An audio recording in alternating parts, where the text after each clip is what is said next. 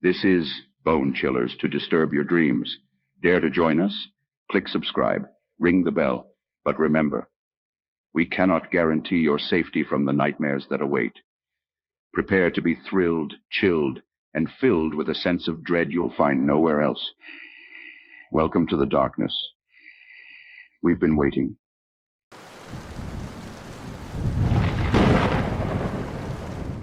Father Michael versus God. Father Michael stood in the hushed sanctuary, bathed in dim candlelight. The pews, usually filled with the faithful seeking solace, stood vacant. The silence was heavy, echoing with lost hope and memories of a sister cruelly taken away from him. His heart pounded in rhythm with the quiet ticking of the church clock, every beat a pulsating reminder of his raging vendetta against God. He gripped a gasoline can tightly in one hand, a matchbox in the other. The task was straightforward. Burn the church, the house of God, as punishment for the unfathomable loss he'd suffered. His sister, Catherine, had been an innocent. She'd been taken too soon, and Michael held God responsible for the heart-wrenching grief that gnawed at him. He began pouring the gasoline along the length of the pews, the strong scent filling his nostrils. A dark thrill bubbled within him, a moment of reckoning that would drown his sorrow in God's burning testament. Just as he was about to strike a match, the atmosphere shifted. A chill washed over him, the sanctuary seeming to constrict around him. The wind howled outside, and the building groaned under an unseen pressure. The candles flickered and then extinguished abruptly, plunging the room into an eerie darkness. And then, it began. Michael's skin prickled as a presence seeped into the room. Shadows skittered in the corners of his eyes, twisting, pulsating, as though alive. He felt an unnatural weight, a pressure on his chest, breaths turning shallow. He stood paralyzed, senses heightened, the matchbox trembling in his hand. The church bell, untouched, began to toll, each clang resonating through the sanctuary like a death knell. The sound was distorted, disjointed, ringing out in a pattern that made his blood run cold. The tolls began to shape into words, a phrase repeating in a haunting rhythm, penance for pride, Michael. Suddenly, the crucifix hanging over the altar began to warp, the figure of Christ contorting in agony, face twisting into a grimace. Michael watched in sheer horror as blood began to drip from the wounds on the crucified figure, pooling on the altar beneath.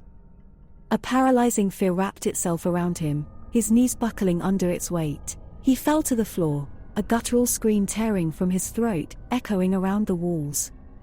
From the shadows, spectral hands emerged, ethereal yet terrifyingly solid, clawing at him, ripping at his robes, leaving trails of icy pain in their wake.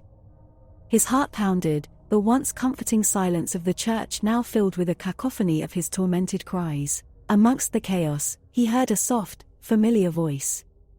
Michael. It was Catherine. He glanced up to see her form materializing in the shimmering air before him. Her eyes were sorrowful, yet carried a stern warning. This is not the path, brother. Your anger, your vengeance, it is misdirected. I am at peace, Michael. His eyes widened in disbelief, fresh tears streaming down his face. The spectral hands receded, the shadows quelling their pulsating dance, and the church bell ceased its sinister toll. Catherine. He choked out, the vision of his sister fading away like a wisp of smoke, her words echoing in the chilling silence. In the quiet aftermath of his supernatural ordeal, Michael sat amidst the pews, the gasoline can knocked over, its contents seeping into the wood. He felt an overwhelming sense of exhaustion, physical and spiritual. A deep remorse washed over him, a realization of his misplaced rage. He was a man of God, called to love, to forgive, and to serve. He'd lost his way in grief, blinded by wrath, and sought to do the unthinkable.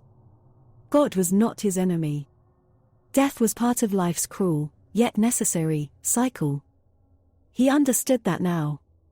His sister's death was a loss, but not a punishment. Father Michael picked himself up, the matchbox in his hand feeling heavier than before.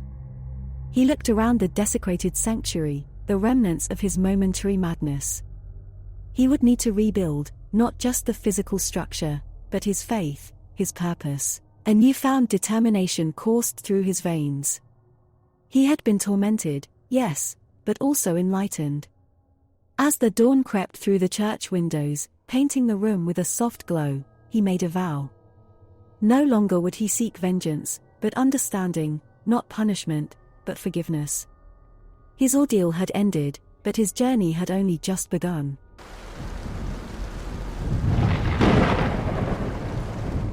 The many realms of Madeline. Madeline always possessed a peculiar charm for the arcane and unexplained. So, when she stumbled upon an antiquated contraption at an obscure thrift shop that was alleged to be a portal to parallel dimensions, her curiosity was irrepressibly kindled. One eerie autumn night, Madeline decided to experiment with the device. Adjusting the dials and flipping an array of switches, a luminescent vortex sprang forth from the machine. In an impulsive decision, Madeline stepped into the swirling energy, and in a blink, the world around her distorted. She emerged in a realm strikingly similar to her own. The cityscape was identical, the air smelled the same, and yet there was an uncanny stillness. Soon, she discerned the grotesque twist. The world was not just similar, it was a ceaseless cycle of her death. Every day was a new horror. A fatal car accident, a tragic fall from her apartment window, a horrific drowning in her bathtub. The moments leading up to her death were as mundane as they were in her world. But every day, without fail, she found herself at the sharp end of the Reaper's scythe. The horror wasn't the death itself, it was the knowledge of its impending arrival. Every morning, Madeline would wake up with a fleeting moment of serenity until she remembered where she was. The overwhelming fear would rush back, wrapping its icy fingers around her heart. Despite the gruesome circumstances, Madeline refused to succumb to despair. Determined to break the vicious cycle, she decided to unravel the universe's morbid laws. Every morning, she'd wake up and plan a way to avoid her inevitable fate. Despite her best efforts, her attempts were in vain. The world would contort itself to ensure her demise. As the death toll increased, she started noticing patterns. The accidents would happen at a specific time, 8:34 p.m. She also realized the events leading to her death were inconsequential. What mattered was where she was when the clock struck the ominous hour. Madeline decided to confront her destiny head-on. On the day of an anticipated building collapse, she instead secluded herself in an abandoned bunker she had discovered. As the clock inched closer to 8:34 p.m., Madeline held her breath. When the time came, the earth shook with vehemence, collapsing the bunker on her. The parallel universe had twisted its rules yet again. Pain. Darkness. Then rebirth. This had become her norm. But the day she woke up in a hospital, she felt an unfamiliar surge of hope. Madeline was diagnosed with a fatal condition, a disease that would end her life that evening. However, if she could alter her physiology, she might stand a chance against the ruthless rules of this universe. She persuaded the doctors to perform an experimental procedure to replace her failing heart. They hesitated initially, but her insistence won. The operation commenced, and as the clock in the operating room struck 8:34 p.m., her heart stopped, but she didn't die. The doctors quickly replaced her failed heart with a new one. She woke up to the rhythmic beeping of the heart monitor, alive. A wave of relief washed over her. She had finally outsmarted the monstrous cycle. However, her victory was short-lived. The next day, instead of waking up in the hospital bed, she found herself back at her apartment, healthy as ever, but with the sinister sense of doom pervading her. Later that day, Madeline's heart stopped. No accident, no tragedy, she simply fell dead. The universe had altered its rule again, making her death not tied to a place or event but simply inevitable. After countless deaths and rebirths, Madeline's spirit was faltering. She was trapped in this malevolent universe with no escape in sight. But in the face of sheer hopelessness, an idea occurred to her. She had been trying to escape death in a universe governed by it. What if she needed to embrace it? The following day, Madeline didn't run or plan. She stayed in her apartment, sitting quietly, awaiting the end. When 8:34 p.m. arrived, she welcomed it with a strange sense of calm. She died that day, but it was different. There was no fear, no resistance, just acceptance. When she woke up the next morning, she was back in her own world, lying on the floor next to the dusty contraption. The silence of her apartment was a stark contrast to the ominous hum of the parallel universe. It was as if it had all been a dream, but Madeline knew better. She had seen the gruesome face of death and the relentless force of fate. Yet, in embracing her fate, she had found her escape. The arcane device was a horrific reminder of her ordeal, yet it was proof of her resilience. She had returned from a nightmare that was as real as her existence. In the face of death, Madeline had discovered a new life. A life where every breath mattered, where every moment was a gift, and where fear didn't govern her existence. And that was a lesson she would carry to her grave, albeit, hopefully, a very long time from now.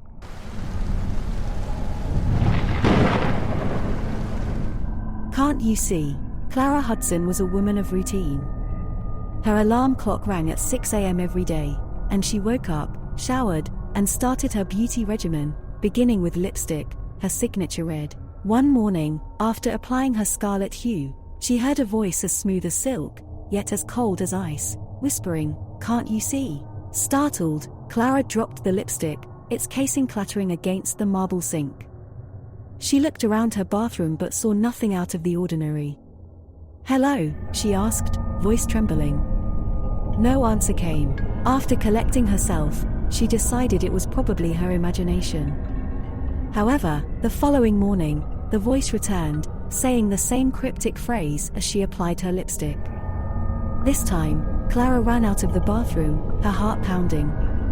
She called out for her husband, but no response came. He had left early for work, she remembered. Confused and terrified, Clara decided to visit a therapist, Dr. Green. She shared her experience, hoping to find a logical explanation. Perhaps it was stress or sleep deprivation, but the voice persisted each morning, chilling Clara to the bone. Its tone remained the same, a menacing whisper echoing through her bathroom, "Can't you see?" Desperate for answers, Clara went to a psychic named Madame Leona. Skeptical but desperate, Clara told her the story. Madame Leona held Clara's hands and closed her eyes. "The entity speaks to you through the mirror," she said. "It uses your reflection to communicate." Fear gnawed at Clara's gut as she returned home. The lipstick lay untouched on the sink, a silent testament to the terror she felt. With trembling fingers, she picked it up, approached the mirror, and began applying it. The voice returned, louder and clearer, "Can't you see?" Clara looked into the mirror and whispered back, "What do you want me to see?" The lights flickered, and the bathroom became ice cold. The mirror fogged up, and an invisible finger wrote, "Look closer." With a sense of dread enveloping her, Clara leaned in closer to the mirror. She focused on her reflection, the red of her lips vibrant against her pale skin. Her image in the mirror began to morph. Her reflection's eyes turned black, the red lipstick smudged grotesquely across its face. Its lips pulled back into a grin, revealing sharp, unnatural teeth. Then, to Clara's utter horror, the reflection began to move independently. It reached out, fingers passing through the mirror's surface into Clara's world. In a state of panic, Clara fell backward, crawling away from the mirror. The demonic reflection began to emerge, its twisted form solidifying in her bathroom. Clara screamed, scrambling to her feet and running out of the room. The demonic figure laughed, its voice echoing through the house, "Can't you see? You've brought me into your world." In her terror, Clara remembered Madame Leona's words. The entity had used her reflection, her routine to communicate. She raced back to the bathroom, a plan forming.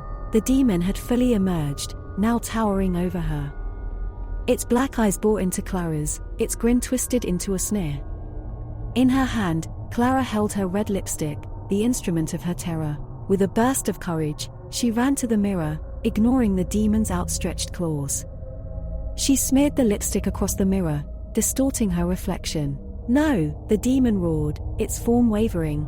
Clara didn't stop until the mirror was entirely covered in red. With a final, terrifying shriek, the demon disappeared, its form pulled back into the mirror and then nothing.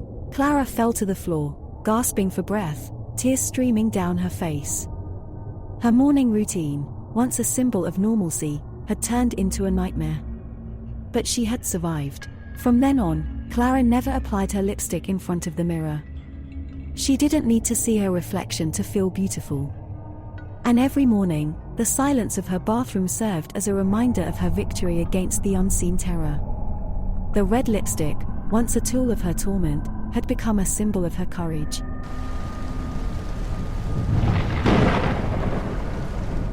The lens of Garrett Nolte. Garrett Nolte was a master of capturing the ordinary and making it extraordinary.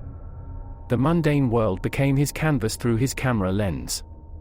His latest venture had brought him to a remote Indian reservation in the heart of Arizona. He was there to document the life and culture of the tribe. Upon arrival, he was greeted by an elder, a Hote. A Hote was a man of few words, but his quiet demeanor seemed to hold a sea of ancient wisdom. He guided Garrett around the reservation, introducing him to the different facets of their life. Garrett was fascinated by their close-knit community and timeless traditions, carefully capturing each moment. The first sign of unease came when he developed his photos in the mobile darkroom he had set up in his van. In every photo, where there should have been people, there were only shadows. At first, he thought it was an issue with the camera, but the landscapes and inanimate objects in the photos were perfectly clear. Garrett was puzzled but decided to change his camera.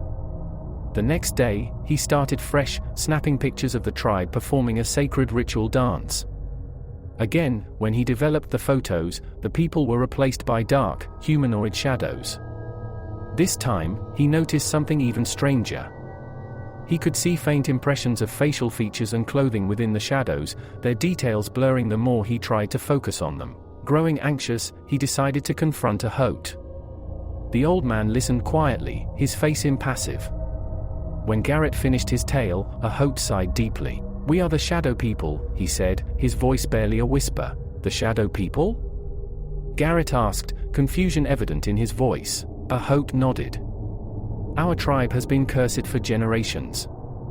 We committed a grave sin against the spirits of the land, and as a punishment, they made us shadows, forgotten by the world. Only those who live with us can see us as we truly are." Garrett was shocked, his skeptical mind wrestling with a Hote's tale. Still, he couldn't deny the bizarre phenomena in his photographs. That night, he dreamt of shadows. Shadows that danced, whispered, and wept. He woke up in a cold sweat, the echoes of their lamentations still ringing in his ears. Driven by a strange compulsion, he decided to photograph the entire reservation again. As he moved among the tribe, his dread was replaced by an odd tranquility. Despite their curse, these people held onto life and their traditions with a grace that was captivating. When he developed the photos, the shadows were still there, but this time, they seemed less ominous and more melancholic. Garrett decided to hold an exhibition, calling it The Shadow People, sharing the tribe's story and his bizarre experience. The exhibition drew an unexpected crowd. People were captivated by the story and the eerie beauty of the photos. Many refused to believe it, dismissing it as a gimmick, but some looked past the skepticism, deeply moved by the tragedy of the Shadow People. As the months passed, the Shadow People became a sensation, their tale resonating with many. However, one day, Garrett received a message from a Hote. The elder's words were brief but clear. "Come. It's time," it read. Returning to the reservation, Garrett found the tribe gathered for another sacred dance. A Hote gestured him to join. As he began photographing, he realized he could see them. Not as shadows, but as people, as they truly were. Overwhelmed, he lowered his camera, tears blurring his vision. A Hote approached him, a soft smile on his face. "The spirits are pleased. They saw our sorrow through your pictures. Our curse is lifted," he whispered. Garrett was astounded. His photos had not only documented the tribe's curse, but had also played a part in its resolution. He realized then that he hadn't just captured the extraordinary through his lens, he had become a part of it. The last photos he took on the reservation were of smiling faces and joyous celebrations. This time, when he developed the photos, the shadows were gone, replaced by people basking in their newfound freedom. His exhibition of the Shadow People had become a testament to their liberation. In the end, Garrett's journey had taken him from documenting a cursed tribe to being instrumental in their redemption. It was a haunting tale that he would carry with him forever, a reminder of the shadows that once danced in his photos and the unforgettable story they told.